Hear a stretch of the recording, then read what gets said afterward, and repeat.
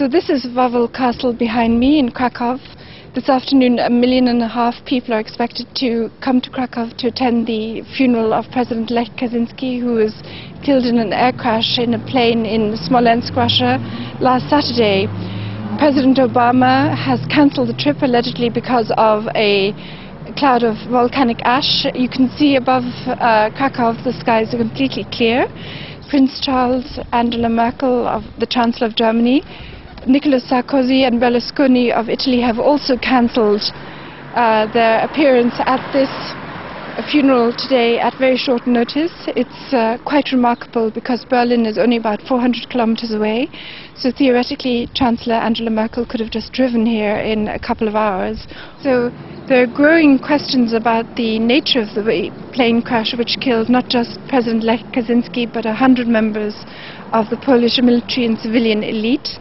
Many people are questioning whether it was really an accident here in Poland. They believe they will never get to the bottom of the investigation completely because the forensic evidence has been gathered by the Russian investigators and most of it has gone to Moscow together with the bodies of the people who are alleged to have died in this accident.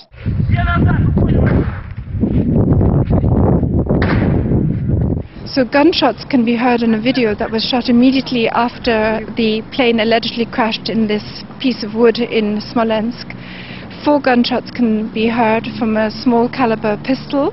It has been speculated that members of a military group, went among the survivors and were actually shooting them to make sure there were no witnesses to a crash.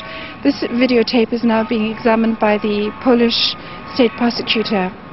Another issue that has raised a lot of questions is the fact that the black boxes have been recovered and they show that the Tupolev plane was functioning perfectly. There was no technical problem with the plane, which had undergone overhaul in December 2009. It has emerged that this Tupolev plane had a special system to ensure that pilots were warned if they ever approached a dangerous obstacle or came too close to the ground, the terrain awareness warning system. So the Polish pilot must have known that he was approaching trees. So according to the official account, the plane plunged into woods about 1 kilometer short of the runway, 40 to 50 meters to the left of the runway. According to the official account, the plane hit a tree, the left wing broke off, the train veered to the left and crashed about 1 kilometer from the runway.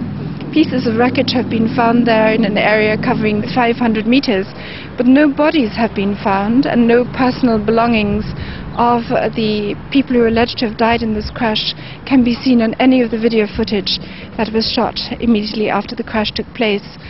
The Russian security services then intervened to stop journalists reaching the crash site. They confiscated photos and video footage. A Russian journalist has reported that the radar equipment that was at Smolensk airport was dismantled after the visit of Prime Minister Donald Tusk and Vladimir Putin on April the 8th. Shortly before the plane carrying Lech Kaczynski and the Polish elite touched down in Smolensk. In addition, witnesses have reported seeing military officials changing the lamps lighting up the runway shortly after the accident. This has fueled speculation that the lamps were so placed as to mislead the pilot as to the real location of the runway and to lure him into the woods. The media initially blamed President Lech Kaczynski, claiming that he interfered with the pilot and caused him to crash the plane. However, voice recordings recovered from the cockpit show that nobody interfered with the pilot and caused the crash by pressuring the pilot to land. So in addition, the media has claimed that the pilot of the Polish plane couldn't speak adequate Russian, basing this on the statements of the Russian air traffic controller. But colleagues of the Polish pilot say he was fluent in Russian. Polski samolot rozbił się w czasie 4. podejścia do lądowania. At the very beginning we were told by the media that the Polish plane had tried to land 4 times in Smolensk because of dense fog, but in the meantime it has materialized that the plane only attempted to land 1 time and that it crashed on that attempt.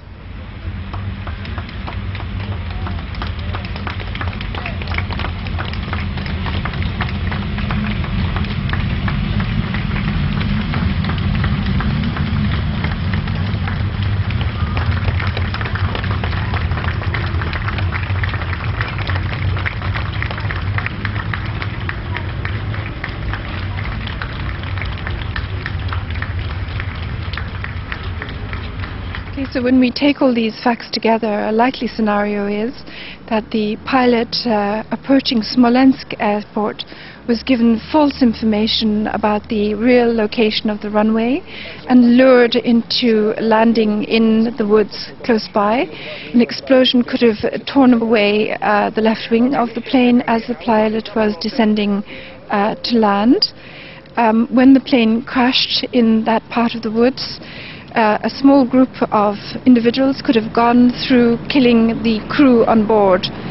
The absence of all bodies can be explained by, if you posit that these top generals, the central bank governor, the security chief, the two presidential opposition candidates, and large numbers of the opposition party in parliament were not on the plane at all, that they were killed or kidnapped in Poland, and their disappearance is simply being accounted for by claiming that they died as part of this plane crash.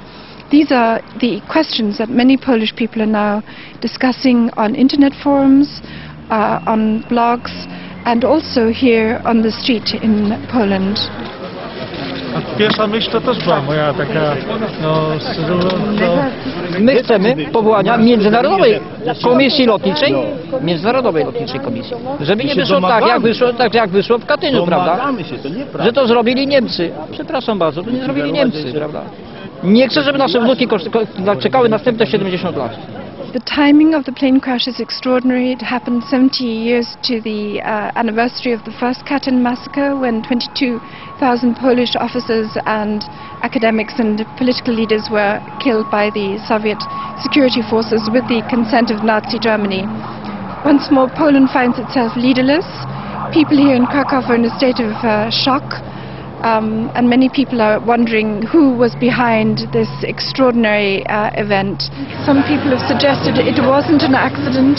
I am not able to believe in this. Yes. I can't believe in this. Yes. I had a lot of crazy ideas too, and everyone else was saying different things. Because there was no official response, and there still isn't really any official evidence on what went on. So there were a lot of different things I was hearing. Bear in mind that Poland is the only country in Europe to have refused the swine flu vaccine due to the courageous action of the Polish Health Minister Ewa Kopacz, and Poland was the only country which had a central bank governor that postponed or was unwilling to allow the zloty currency to strengthen in respect to the euro exchange rate. A weaker zloty benefited the economy by boosting exports, employment and tax revenues to the country. The National Bank governor had indicated that he wasn't prepared to take loans from the IMF.